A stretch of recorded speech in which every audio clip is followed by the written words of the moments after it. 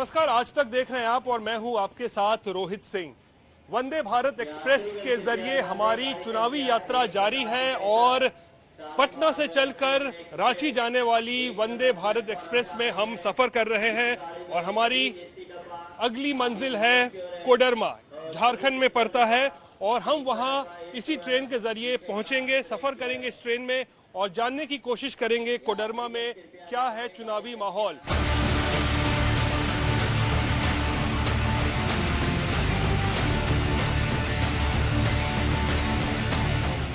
पटना से चलकर गया जाने वाली वंदे भारत एक्सप्रेस गया में सुबह 8:20 पर पहुंचती है और 10 मिनट बाद यहां से रवाना होकर 9:35 पर कोडरमा पहुंचती है। 76 किलोमीटर का सफर महज 1 घंटे 5 मिनट में तय होता है।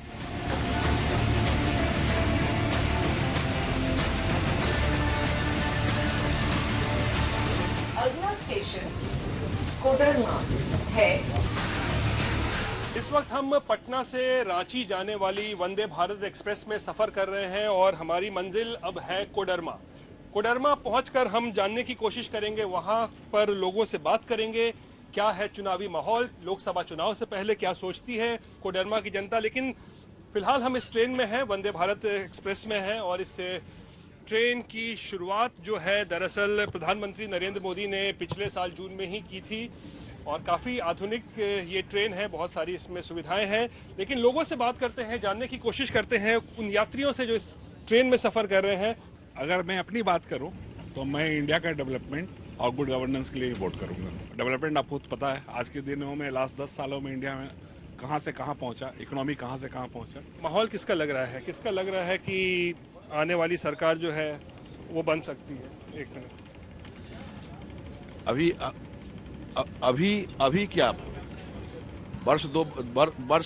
दो वर्ष पहले से ही जो माहौल देखने को मिल रहा है, चाहे वो युवा वर्ग के लोग हों या बुजुर्ग लोग हों, सभी लोगों में भारतवर्ष के नाम पर, इस देश के नाम पर मात्र एक ही विकल्प नजर आ रहा है, वो है नरेंद्र मोदी, जिन्होंने चारों तरफ जो इंफ्रास्ट्रक्चर होता है, एक मजबूत इंफ्रास्ट्रक्चर देश का, देश विदेश लेवल पर भी बहुत कुछ करने का काम किया है। मुझे शंका है। आपको शंका है? मुझे शंका है कि 400 के पार जाने का, क्योंकि सरकार किसकी बनेगी आपको लगता है? कुछ सरकार तो अभी वर्तमान स्थिति में तो मोदी जी का ही लग रहा है कि भाजपा की सरकार बनेगी, एनडीए अलायंस ही बनेगी, क्योंकि इंडिया अलायंस जो है वो शुरू से ही बड़ा कन्फ्लिक्टिंग है, क्योंकि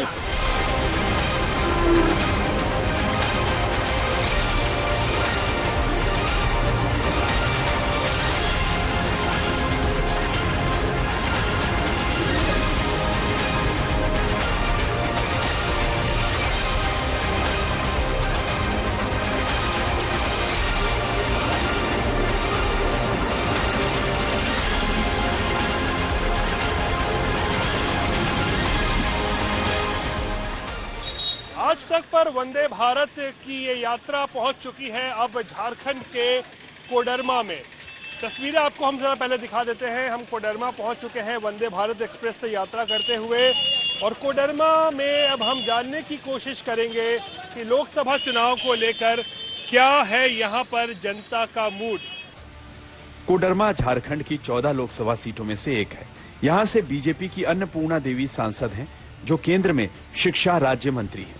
आरजेडी से बीजेपी में आई अन्नपूर्णा देवी ने 2019 में लोकसभा में झारखंड विकास मोर्चा के बाबूलाल मरांडी को 4,55,000 से भी ज्यादा वोटों से हराया था। बाबूलाल मरांडी ने 2006 में बीजेपी से इस्तीफा देकर अपनी पार्टी झारखंड विकास मोर्चा का गठन किया था।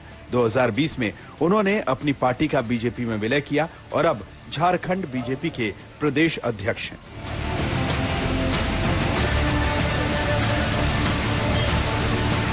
विपक्ष क्या लगता है कि कुछ कर पाएगा इस बार? विपक्ष तो गठबंधन कर लिया सर, गठबंधन में उतना संभव नहीं है। मुखिया एक होता है, 10 आदमी मुखिया नहीं बन सकता है। अभी बीजेपी ठीक है सर। कोडरमा में तो विपक्ष बहुत कमजोर है, यहाँ पे कोई ऐसा विपक्षी पार्टी है ही नहीं। अगर आप देखा जाए तो लोकसभा का चुनाव में ही आप देखें कि एक बड़े अंतर से भारतीय जनता पार्टी यहाँ जीती है, विधानसभा में भी भारतीय जनता पार्टी की यहाँ पे सरकार है, डॉक्टर नीरा यादव यहाँ की विधायक है। करप्शन से पूरा झारखंड त्रस्त रहा है, चाहे मधु कोड़ा की सरकार रही हो, चाहे इसके पहले भी रही हो, और जिसके चलते खनिज संपदा से भरपूर ये राज्य भी वो डेवलपमेंट नहीं कर सक रहा है जो डेवलपमेंट हमें चाहिए। मैं तो चाहूंगा कि यहाँ के जो राजनेता है इस पर ध्यान दे, भ्रष्टाचार से दूरी बनाए।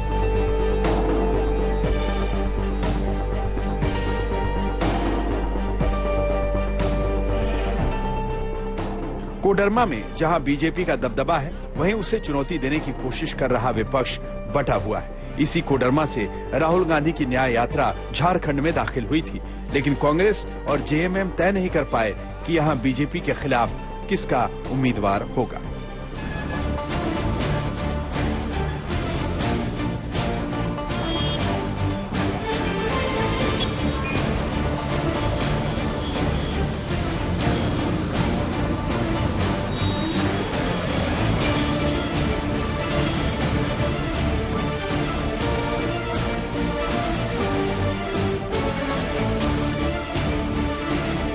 लोकसभा चुनाव को लेकर क्या है कोडरमा का मिजाज, क्या कहती है कोडरमा की जनता, ये सब जानने के लिए इस वक्त हम पहुंच चुके हैं कोडरमा में स्थित तिलैया डैम पर।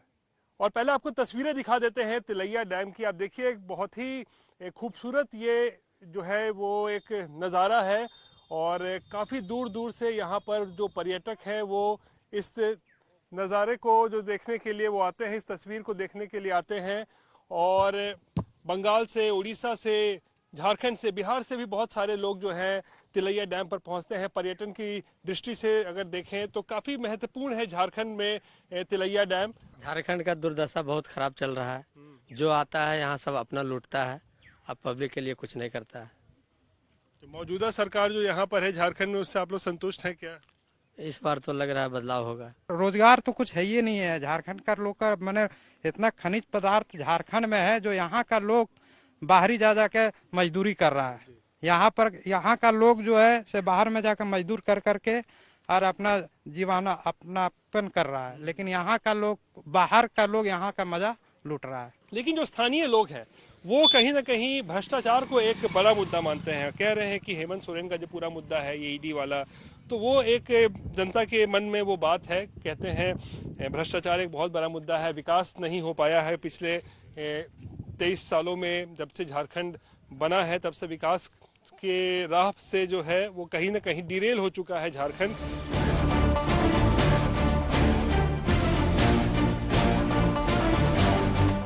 अक्सर कई बॉलीवुड फिल्मों में आप लोगों ने एक नाम सुना होगा, झुमरी तलैया।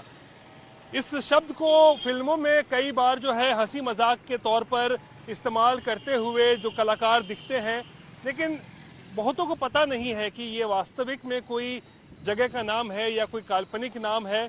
तो हम आपको बताएं कि ये कोई काल्पनिक नाम नहीं है, ये एक वास्तविक नाम है, झुमरी तलैया, जहां पर हम इस वक्त मौजूद हैं। दरअसल झुमरी तलैया झारखंड के कोडरमा में स्थित एक कस्बा है जहां इस वक्त हम लोग मौजूद हैं। आपको हम तस्वीरें दिखाते हैं। आप देखिए, हम इस वक्त लोकसभा चुनाव को लेकर जनता की राय जान रहे हैं, उनका मूड जान रहे हैं। हम कोडरमा में मौजूद हैं और कोडरमा में ही स्थित है ये छोटा सा कस्बा जिसका नाम है झुमरी तलैया। छोटा सा यह शहर 1950 के दशक में रेडियो के जरिए मशहूर हुआ। यहाँ से कुछ लोगों ने रेडियो सिलोन और विविध भारती में गीतों के लिए इतनी शिद्दत से अपनी फरमाइशें भेजी कि अपने साथ साथ इस शहर को भी मशहूर कर दिया। उनमें से एक थे झुमरी तिलैया के गंगा प्रसाद मगधिया। जैसा कि हम बता रहे थे कि झुमरी तलैया की एक जबरदस्त पहचान ये है कि ऑल इंडिया रेडियो पर जब फरमाइशी गीतों का कार्यक्रम होता था तो सबसे ज़्यादा चिट्ठियाँ यहीं के श्रोता लिखा करते थे और सबसे ज़्यादा फरमाइशें झुमरी तलैया की ही हुआ करती थी। तो हम जब आज ये चुनावी यात्रा झुमरी तलैया पहुंच चुकी है तो हमें उस शख्स के बारे में पता चला जिसका एक बहुत बड़ा योगदान था झुमरी तलैया जो ये नाम है उसको देश में प्रसिद्ध करने के लिए, और वो नाम है गंगा प्रसाद मगधिया। गंगा प्रसाद मगधिया दरअसल वो व्यक्ति हैं जो हमेशा एक तरीके से कह सकते हैं बिना फेल किए हुए अपनी फरमाइशें लगातार रेडियो पर यहाँ से भेजा करते थे और उनके गीत जो उनकी फरमाइशें होती थी वो सुनाया जाया करती थी और उनका नाम भी लिया जाता था। आज गंगा प्रसाद मगधिया तो इस दुनिया में नहीं है, लेकिन उनके बेटे अंजनी मगधिया हमारे साथ हैं। संडे को उनके नाम आते थे, जुबिले से गंगा प्रसाद मगधिया, मालती देवी। लोग और उत्सुक होते थे कि मेरा भी नाम आना चाहिए, तो उसमें वो एड करके नाम भेजते थे, तो उनका भी नाम प्रसारित किया जाता था उस प्रोग्राम में। फिल्म के गीत में कौन गायक कौन है, फिल्म कब बनी है, तमाम डॉक्यूमेंट्स है, अल्फाबेटिकल उनका मेरे पास डिक्शनरी है बकायदा। वो बकायदा ये सब लिखा करते थे, एकदम लिखा करते थे, अपने हाथों से लिखा हुआ उनका डिक्शनरी है। वो सारे लोग को बताते थे भी और समझाते थे भी और नाम भी आता था सब लोगों का। तो थोड़ा सा अंजनी जी से भी जान लेंगे। अंजनी जी, थोड़ा चुनाव की बातें भी कर लेते हैं। 2 महीने में चुनाव होने वाला है, क्या माहौल है आपके कोडरमा में? हमारे पास तो बीजेपी है, ओनली फॉर। अच्छा, ओनली बीजेपी है? बीजेपी अभी तो फिलहाल वही दौर चल रहा है, मोदी।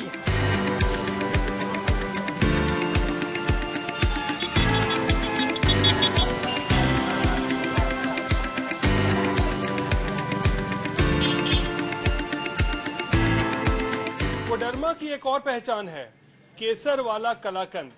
आप कभी अगर कोडरमा आते हैं और यहाँ पर मिलने वाला केसर का कलाकंद आपने नहीं चखा, नहीं खाया, तो फिर शायद आपका कोडरमा आना व्यर्थ साबित हो सकता है। इस वक्त हम कोडरमा में स्थित एक मिष्ठान भंडार पर मौजूद हैं, आनंद विहार नाम है, और ये सबसे पुरानी दुकान है जहाँ पर केसर वाला कलाकंद जो है बहुत प्रसिद्ध है, काफ़ी फेमस है और काफ़ी दूर दूर से लोग जो हैं यहाँ केसर वाला कलाकंद खाने के लिए आते हैं। आमतौर पे वो सफ़ेद रंग का जो सादा कलाकंद होता है वो तो हर जगह मिलता है, लेकिन केसर वाला कलाकंद बहुत कम ही जगहों पे मिलता है और कोडरमा में तो ये बहुत ही ज़बरदस्त तरीके से प्रसिद्ध है और बहुत सारे आसपास के लोग से जो लोग रहते हैं या अन्य राज्यों में कभी कोडरमा आते हैं तो केसर वाला कलाकंद खाना और ले जाना नहीं भूलते। हमारे साथ आशीष मौजूद हैं, इस दुकान के मालिक। आशीष, ये बताइए,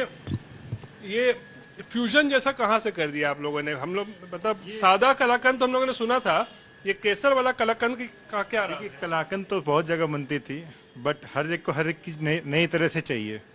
तो जब मेरे पिताजी ने इसका शुरुआत किया था तो उन्होंने बोला कि जब कलाकंद बेच सकता हूँ तो केसर के साथ क्यों नहीं बेच सकता हूँ, तो उन्होंने इसका एक फ्यूजन बनाया केसर कलाकंद का, और ये इतने हिट हुई है कि जितना मैं तिलिया में नहीं बेचता हूँ उससे ज़्यादा तो ये मेरे दिल्ली के कस्टमर्स और कलकत्ता के और पटना के और रांची के कस्टमर्स, इनफैक्ट मुझे लगता है कि अभी तक जितने प्रधानमंत्री है वो सब मेरे कलाकंद खा चुके हैं। वो चलिए, मिठाई की बात तो हो गई, इस बार किसका मुंह मीठा होगा चुनाव में? क्या माहौल है इस वक्त देश में, झारखंड में क्या लग रहा है? माहौल तो अच्छा ही है, जो भी होगा अच्छा ही होगा, जो भी जीते बहुत अच्छे करेंगे वो, इस बहुत अच्छा एक्सपेक्टेशन है मुझे। क्या चुनावी माहौल है इस वक्त देश में, झारखंड में क्या इस वक्त? अभी किसी भी क्षेत्र में जाइए, कोडरमा जिला हो या कहीं झारखंड की, तो आपको चुनावी का जोश जरूर मिलेगा सर। किसका लहर है, क्या हो रहा है? लहर इस बार तो आपने देखे तो जो मोदी जी का थी है, जो अभी काम किए, जो चाहे वो राम मंदिर हो जाए कुछ भी हो, लेकिन चलता वही है।